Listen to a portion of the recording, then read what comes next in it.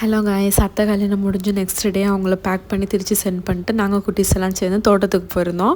தோட்டத்துக்கு போகும்போது இல்லை அத்தை போய் வீடியோவில் போடுவாங்க ஒருத்தன் தர்ஷன், அவன் அப்புறம் கோகுல்னு ஒருத்தன் மும்பையில் தான் இருக்கான், இன்னொன்று சோபின் அவன் காஞ்சிபுரம். அதுக்கப்புறம் என் அத்தை பொண்ணுங்க அப்புறம் அவங்க ஃப்ரெண்ட்ஸ் எல்லாம் வந்திருந்தாங்க. ஸோ எல்லோரும் சேர்ந்து எங்கள் அப்பாவோட ஊர் தோட்டத்துக்கு போயிருந்தோம். அங்கே எங்கள் தோட்டத்தில் ஃபுல்லாக மாங்காய் தென்னை மட்டும் தான் இருக்கும். பக்கத்து தோட்டத்துக்கு போகிறதுக்கு இந்த மாதிரி ஒரு கிடங்கு மாதிரி இருந்துச்சு. அங்கே வந்து ஏறி மேலே போனால் தான் அந்த தோட்டம் வரும். அங்கே தான் பெரிய தொட்டிலாம் இருக்குது. ஸோ அங்கே குளிக்கிறக்காண்டி நாங்கள் போயிருந்தோம். போனதுமே இந்த கோகுலும் சோபின் இவங்க 2 பேரும் சேர்ந்து என்னை தொட்டியில் இழுத்து போட்டாங்க. நான் பயமாக இருக்குன்னு சொல்லிட்டு தான் இருக்கேன், அதுக்குள்ளே பிடிச்சி இழுத்து போட்டானுங்க என்னை உள்ள. அதுக்கப்புறம் நல்லா குளிச்சுட்டு ஜாலியாக இருந்துச்சு.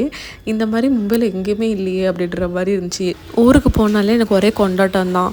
இந்த தொட்டி அப்புறம் இந்த குளத்துலலாம் போய் குளிக்கிறது ரொம்ப பிடிக்கும். அப்புறம் மேலே ஏறி குதிங்கன்னு சொல்லிட்டு இருந்தான்.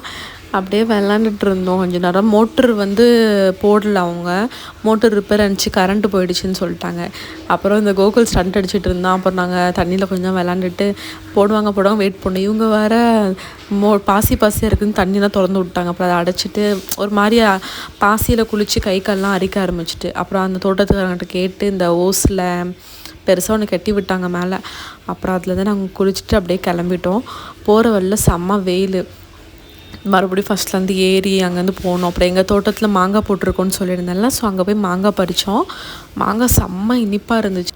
இனிப்பாக இருக்குதுன்னு சொல்லிட்டு ஆளாளுக்கு வெட்டி சாப்பிட்டானுங்க. கொஞ்சோண்டு கொடுத்துட்டு எனக்கு வேணும் அப்படின்னு சொல்லிட்டு வாங்கிட்டாங்க. அதுக்கப்புறம் வீட்டுக்கு போயிட்டு எல்லோரும் நான்லாம் படுத்து ஃப்ளாட் ஆகிட்டு இவங்கெல்லாம் சீட்டு விளாண்டுட்டு இருந்தாங்க. அதுக்கப்புறம் இதை கேளுங்க.